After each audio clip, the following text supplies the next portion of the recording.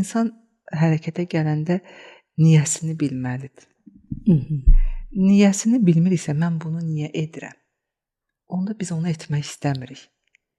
Amma niyə o ki, içəridəki güclənmiş arzu ki var, istək ki var, yaratmaq istəyi.